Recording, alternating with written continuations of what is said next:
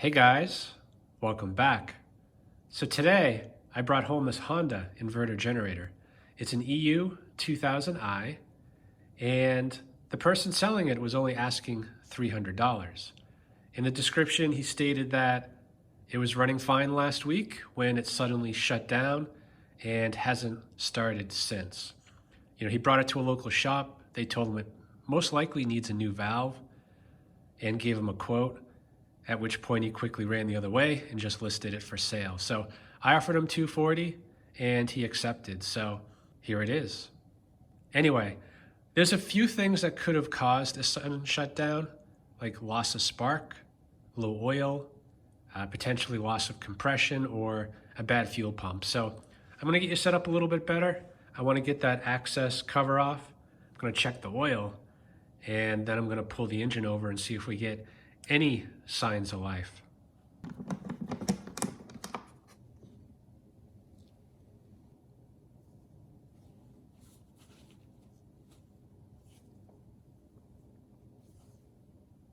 Yeah, plenty of oil. A little bit dirty, but it's fine for testing. Okay, we get the vent on, eco off, fuel and spark on, and choke on.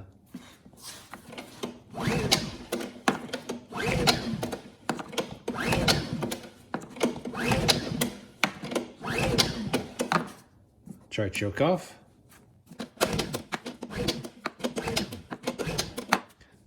And there's nothing. So this was stored outside. I am seeing signs of water down here. I'm just gonna drain the carb out, make sure there's no water inside that bowl.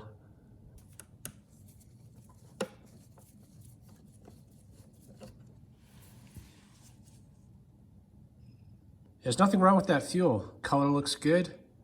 And I do see a drop maybe of water at the very bottom, but that's it. I don't think that's enough to cause it to not start. So the carb's getting fuel, the fuel's good. Potentially the jets are clogged, but if it did shut down suddenly like he said, I don't think it's a dirty carb. So I'm gonna check for spark next.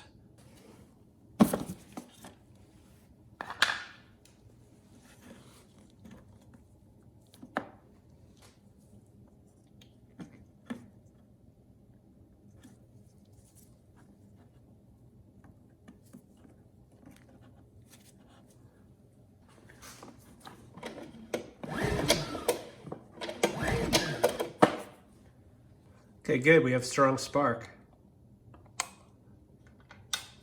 I'm gonna pop the plug out and just make sure the plug itself is sparking.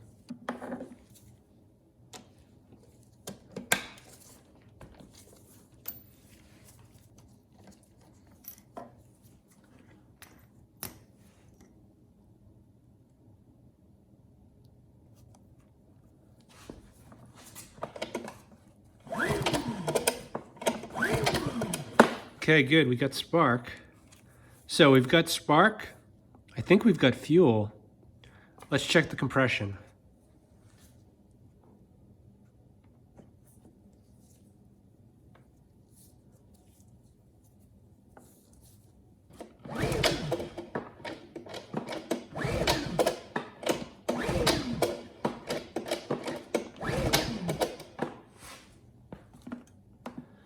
Yeah, it's not good. So that's the problem. I mean, that compression is maybe 25 PSI. That's not enough. So there is an issue on the top end. Hopefully it's valves, but let me put a little oil down in the cylinder and try this test again.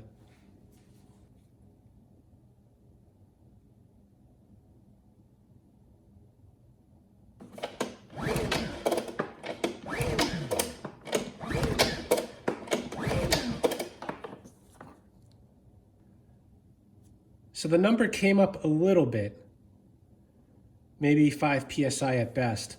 So that's actually a good sign. It tells me that the piston and the rings are not the problem. It's the valves. Either they're misadjusted or potentially need to be lapped or something else. I'm not really sure. I won't know anything else until I get this cover off.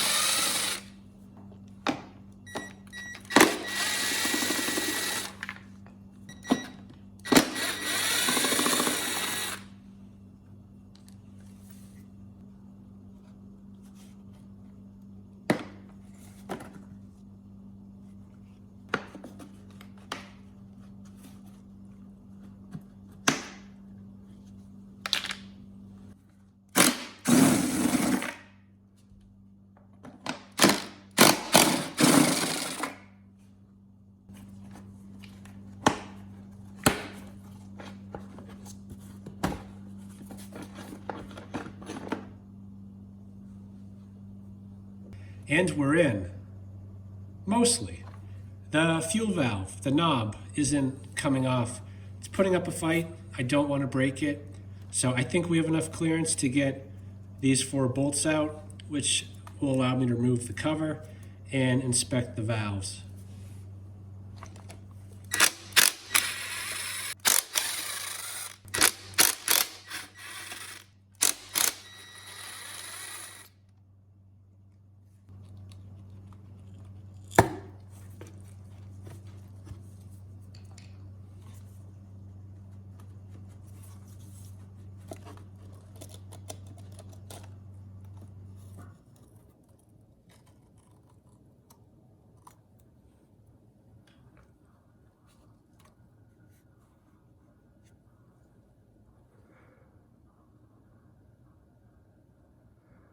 Okay, so a few things stand out here. I guess first off, the valves do have clearance. So if we're not building compression, it's most likely not a valve adjustment. There's probably something wrong with the valves. So I'm gonna get the leak down tester, put a little bit of pressure in here. Right now, I believe both valves are closed. So I wanna see where it's leaking out of. The engine is rotated to top dead center. We've got clearance on both valves. So I'm gonna add a little bit of pressure. I wanna see which valve is leaking. And most likely both are, but one is probably worse than the other. So we'll give it a little bit of pressure. I'm just gonna put my thumb on the exhaust. That's a pretty big leak. I also took the cover and the filter out of the airbox, so I'm just gonna feel over there, see if we got anything. And there is a little something, not nearly as bad as the exhaust. So yeah, we've got some valve issues, so the head needs to come off.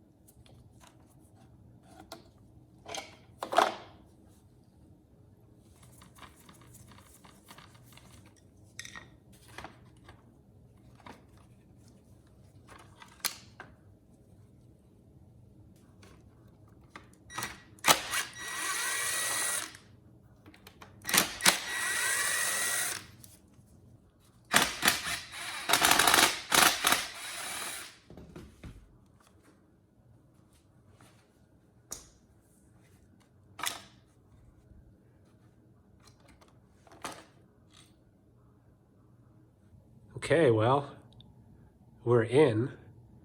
I think next I need to get this carburetor off, and then the plastics kind of surrounding the engine. That should then allow access to get the head off of the engine.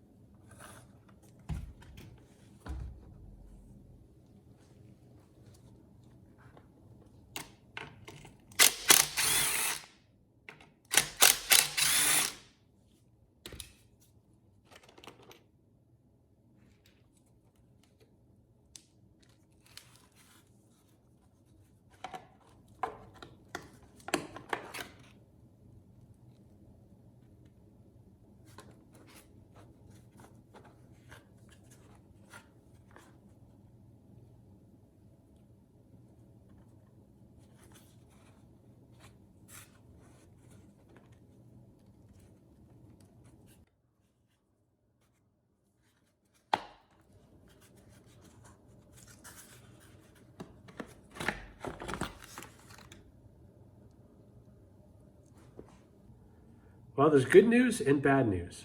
The good news is we've got the engine out, we've got all the plastics removed, and we have access to what we need.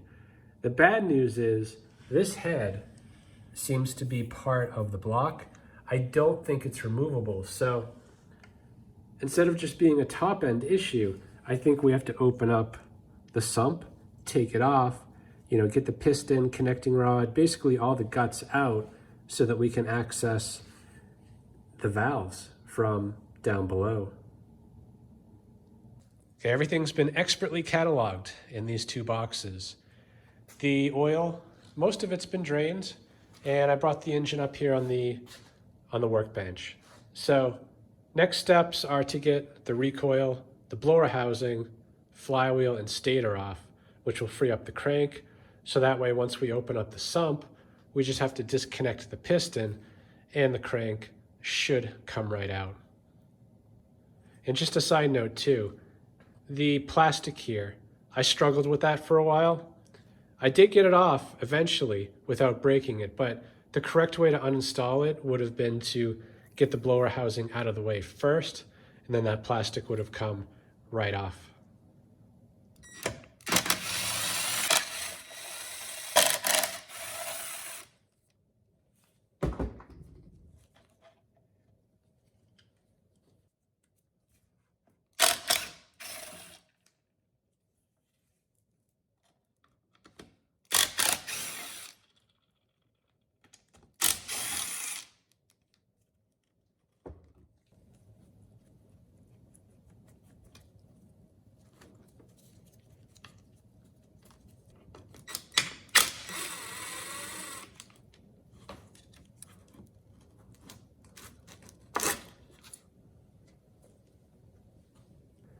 Okay, so next, I want to get this off for the starter.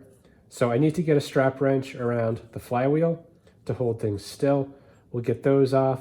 But first, I need to get off the pulse generator so that I can get the strap wrench around the flywheel.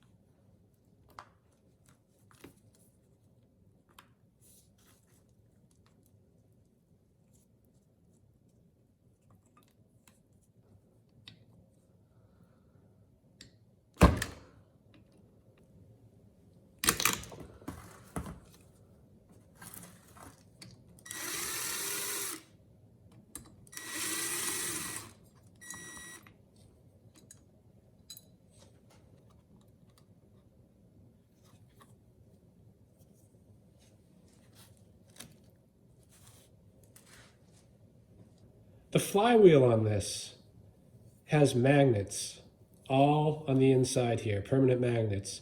The stator's in the middle. You don't want to start banging on this or hitting it with an impact. You might rattle some of the magnets off. So the best way is just using a wrench until you get it loose. It's probably about 40 foot-pounds tight right now. And once it's loose, there are other bolts. If we rotate it, you'll see them that are holding the stator in. So you can remove those bolts also, and this whole thing will just come out as one unit.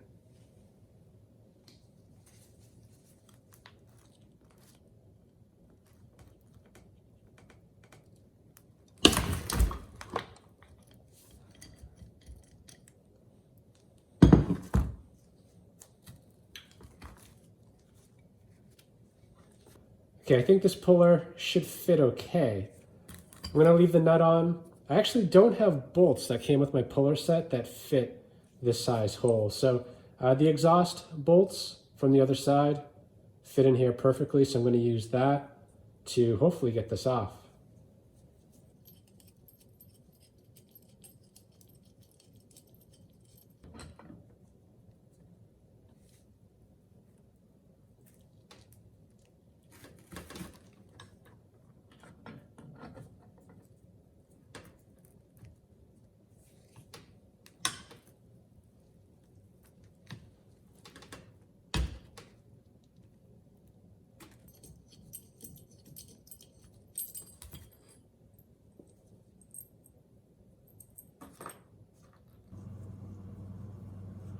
Yeah, these bolts are bending, so I'm afraid to torque it anymore. Something is going to break.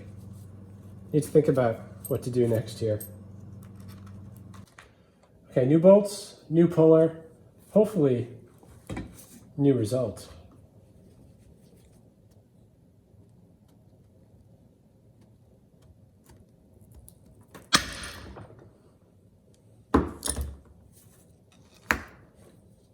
Okay, I think that's it.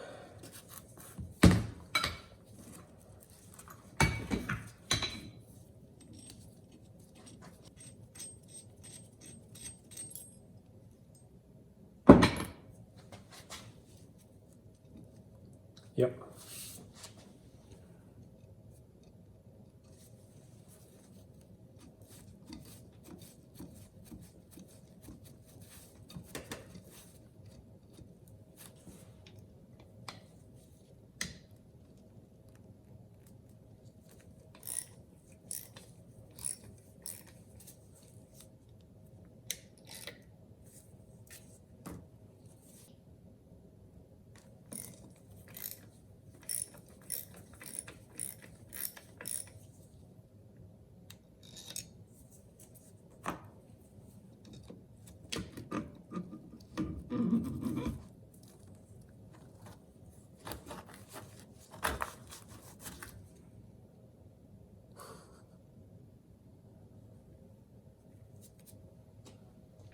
It's amazing how much buildup there is in here.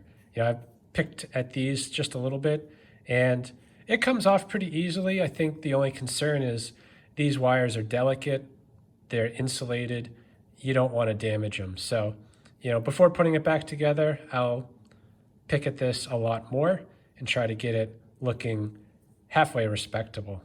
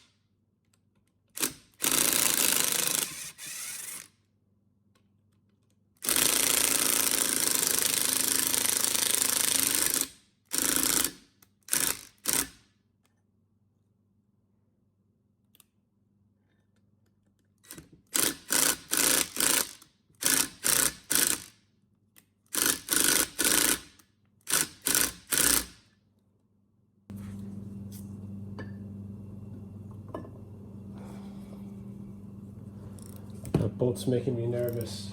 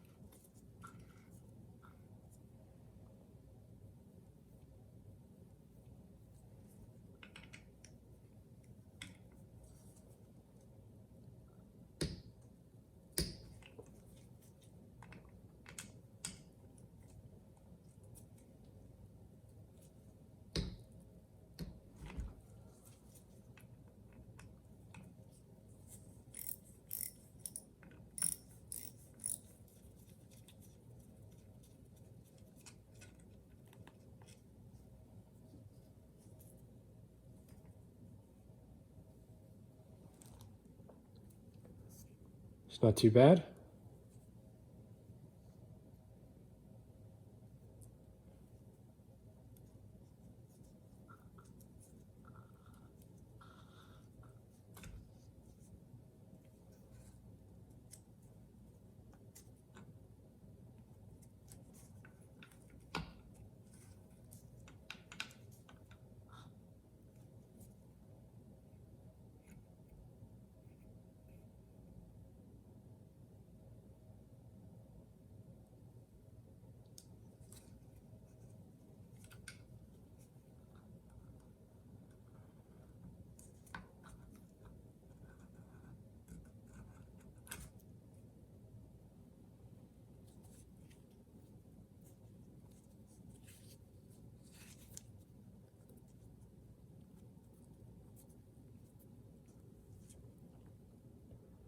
The piston's not too bad given the amount of hours. A lot of carbon buildup, but not too bad. The crank also looks pretty good. The valves actually don't look too bad. At least there's no broken parts. So let's get the exhaust valve off first and see what that looks like.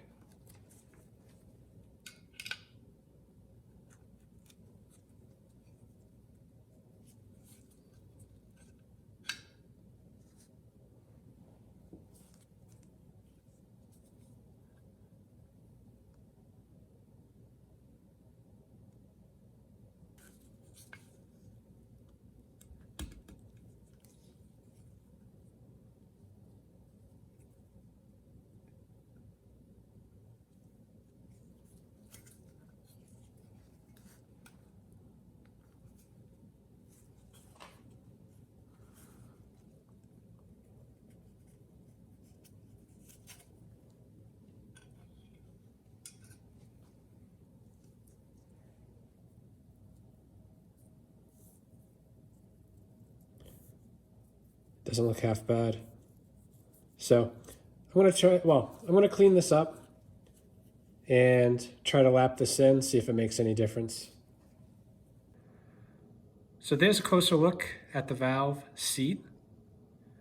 And it doesn't look bad. I mean, I don't see any defects, but it is kind of hard to tell. There is a lot of carbon buildup down there.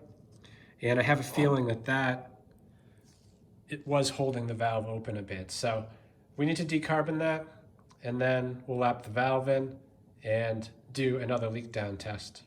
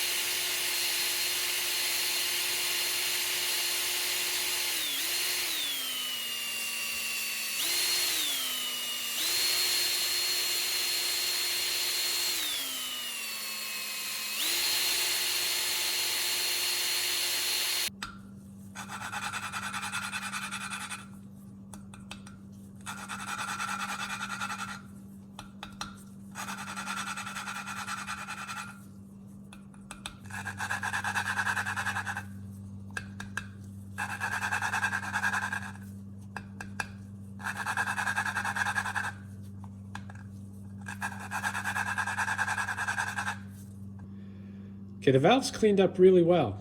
I used Scotch-Brite, spun it in a drill, and then sandpaper. 800 grit, 1500 grit, and 3000 grit. So this is the intake here. I mean, this valve wasn't an issue before cleaning it up, but it's been cleaned, it's been lapped, and it fits in there perfectly. When you drop it in, you can't spin it. It's making good contact all the way around. Exhaust valve's a different story. Even after cleaning and lapping it the first time, you'd put it in and you could just spin that valve. It was making very poor contact with the seat. So I did lap it a few more times, and now it is fitting a lot better. So hopefully this will do what it needs to, but there's also some pitting going on. It's very hard to see, but in certain areas you can see where there's pitting, and that is going to let compression by. and lapping isn't necessarily going to fix that. So most likely I'll need a new exhaust valve. I do need a new timing belt. This is cracked all around, so this definitely needs to be replaced. And as far as the cylinder goes, I ended up using a Dremel just with a brass brush and got most of the carbon off. It's not completely done yet, but you can see it's a big difference from where we started. I'd say the exhaust side still needs a bit more work, but the big concern here is the cylinder. You have to be careful you don't hit that with the brush, or you're gonna create another problem that wasn't there before. So I think it's good enough for testing. I am gonna put the valves in, put the piston back in, just loosely reassemble the sump, and we'll do a proper leak down test and see where we come in at.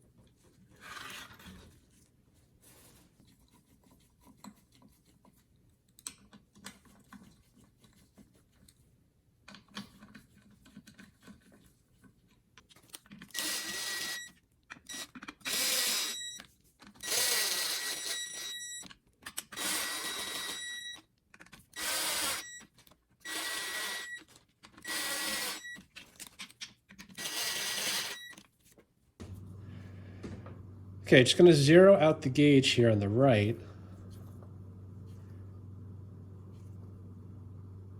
And on a new engine, when testing for leak down, you're going to have at least 5%, somewhere between 5 and 10%. All engines leak, it's just a matter of how much. And of course, the more they leak, the less power you have on that engine. So, this one was leaking pretty badly. I didn't do a proper leak down test earlier, but it probably would have come in pretty close to 100% leak down. In this case, I'd be happy with anything in the green, really happy with 20% or less.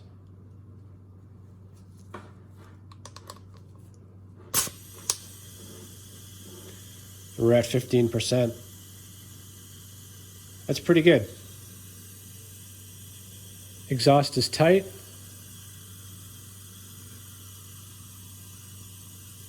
Teeny bit coming out of the intake. That's good. That's a good number. I mean, considering how many hours are probably on this engine, I don't know how many, but just looking at it, it's been used quite a bit. So 15% leak down is very good. This engine should run without issue. But I am going to replace that valve anyway. That one is showing some signs of wear, and timing belt has to be done, no question. So while I'm waiting for those parts, I'm just going to start cleaning this thing up a bit. All the bits I was waiting for came today. We got the timing belt, some different gaskets, we got a new oil seal, and I think most important is the new exhaust valve. So I want to spend a minute, lap that in, probably lap the intake again as well. You know, I've already cleaned up the block pretty well, both outside and in, as well as the stator. So I'll do the final lapping, clean the block one more time, then start getting this thing back together. I'm going to start by replacing this oil seal. I mean, I don't think it was leaking, but since we're in here,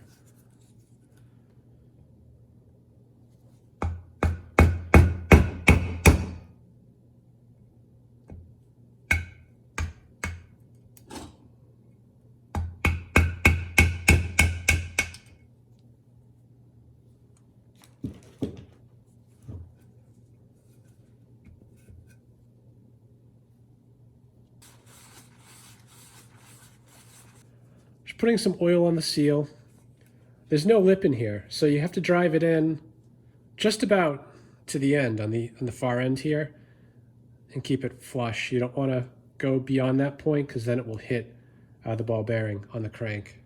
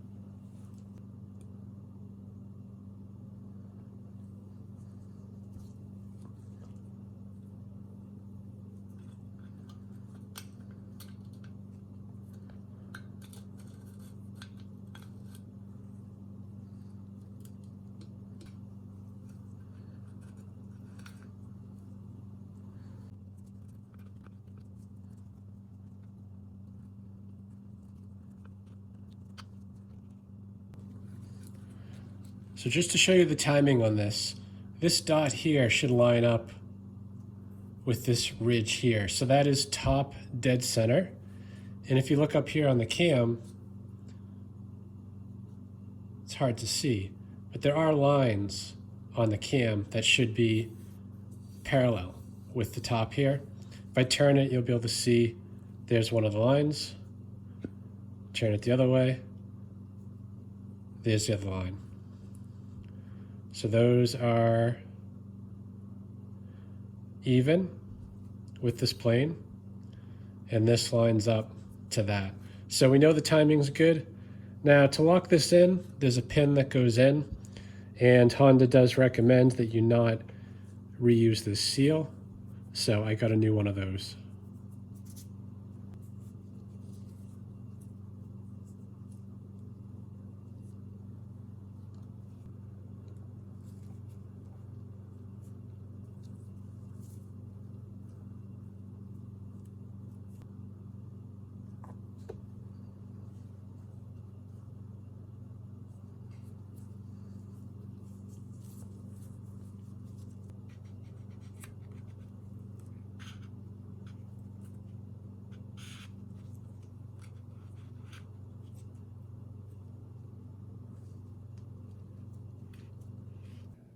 In case you're wondering, I use the same Roloc bristle brush by 3M to clean off all this old RTV. It's a pretty safe brush. It's used commonly to clean up, heads on engines, and it's fairly safe for aluminum. Now, as far as the RTV, I'm going to use the Permatex Ultra Gray.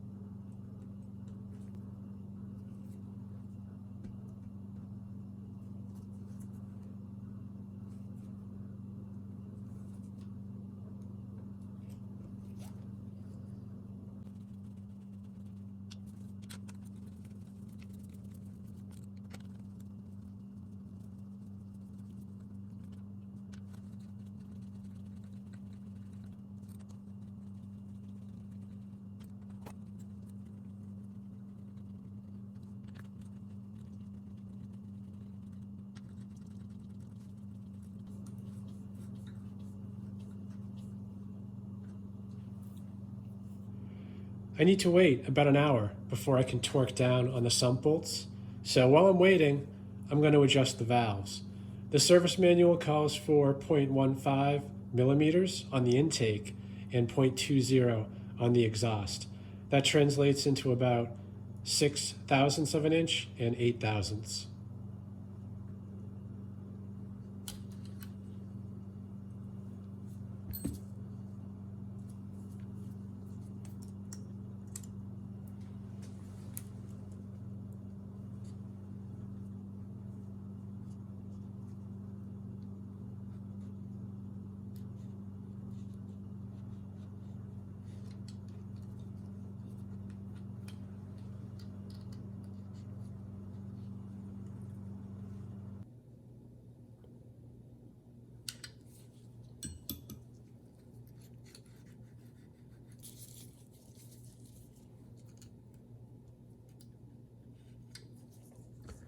Yeah, that's pretty good. The 7 does not fit 7 thousandths. The 6 feels pretty good.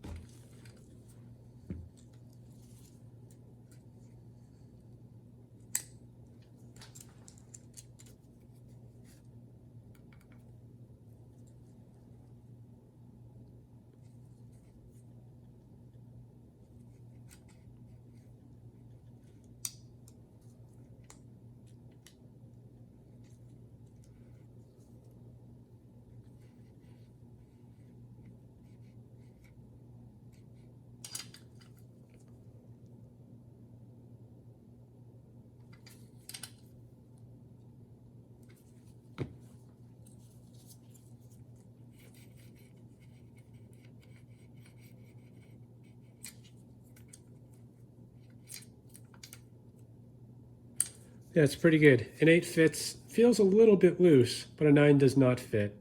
And it has a .02 millimeter tolerance, so I think we're good. As good as the Honda service manual is, kind of surprised they don't list the torque value for the sump cover. So the only thing I have to go on is the bolt size. It's 6 millimeter, and in that manual they do state that that 6 millimeter flange bolt should be tightened to 9 foot-pounds.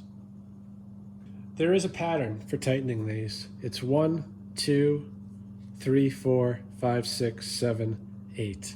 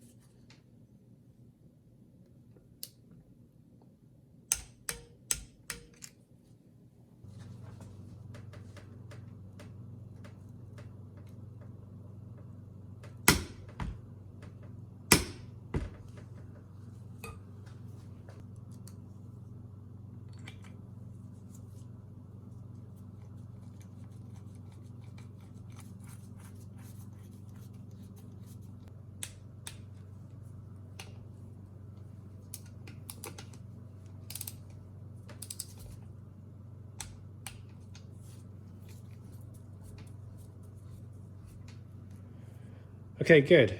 There's nothing scraping. You know, the stator and the flywheel clear each other. Also, the pulse generator clears the little magnet on the flywheel. So we're good to continue.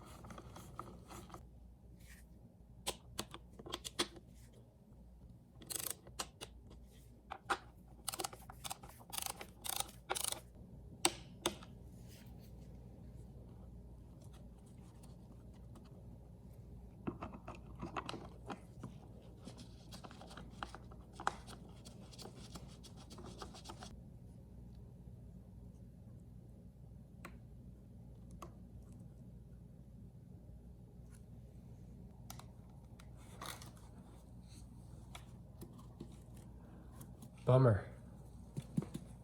This has to go behind here.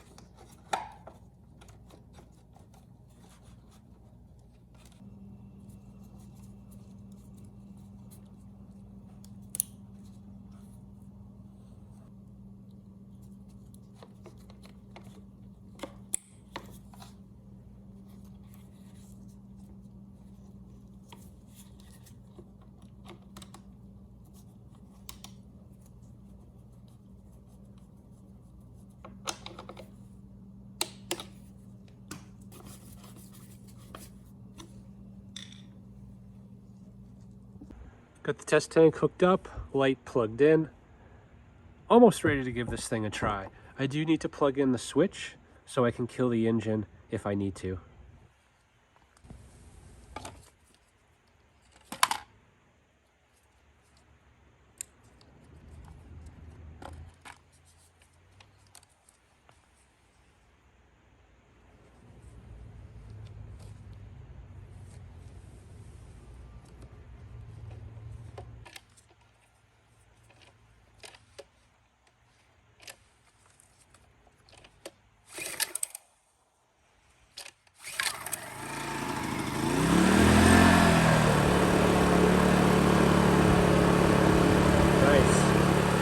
I put a bunch of oil down the cylinder, so hopefully that's just smoke burning off.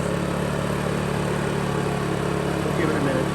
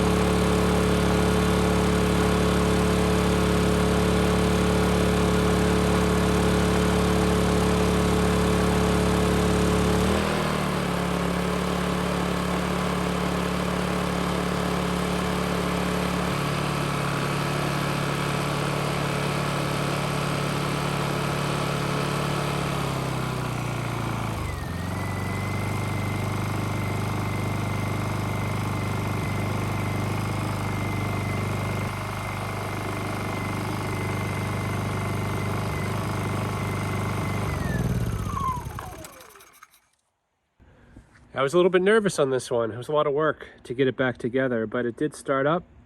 Sounds pretty good too. You know, the carb, I thought for sure I'd have to pull it off and clean it, but I don't think that's the case. It's running both well at low speed and high speed, and the smoke took a while to burn off, but it is gone. So we're in good shape. I'm just gonna get this back inside and finish putting it together. So we're in the home stretch here. Pretty much ready to button this thing up. I think the big outstanding item is just hooking up the fuel pump and getting all the fuel lines plumbed in. And that's when I realized I forgot to install the pulse line for the fuel pump. So the airbox has to come off again. We'll get this connected and then finish this thing up.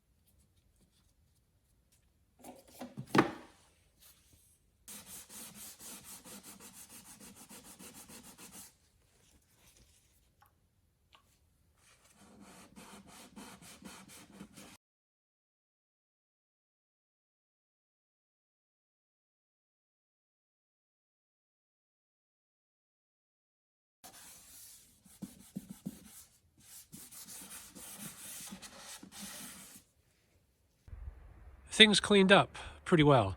All the paint's off. I mean, the plastics aren't in new condition by any stretch. There are still some issues, some glue, lots of scratches, but you know, overall, it's much better. Plus it runs. Anyway, I've filled the tank with fuel. There is still gas in the bowl from testing, so it should start right up. I want to see that the fuel system primes, it keeps running, and then I'm just going to load it up at about half load for a couple hours, make sure that things are good.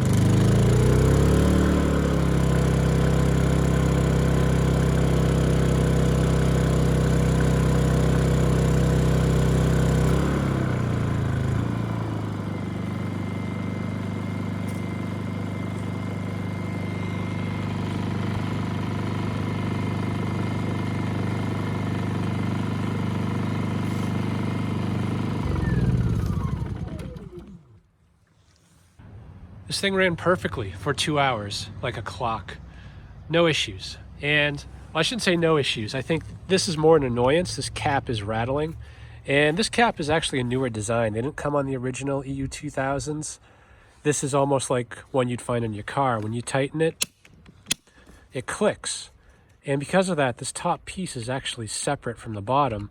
And that's what's rattling around. I took a quick look online. Seems to be a common problem. The original EU2000s had a different cap without this, and that cap is available. It's only like 20 bucks. So I've already ordered that.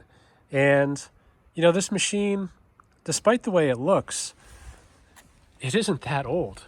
You know, the listing said it was 4 years old, and when putting it back together, I did see an emission sticker kind of on the side of the blower housing, and it was certified 6 years ago. So this thing is definitely no older than 6 years old. And yeah, I was kind of doubting that based on what I saw inside and out, but this thing's pretty young and hopefully has a lot more life left in it.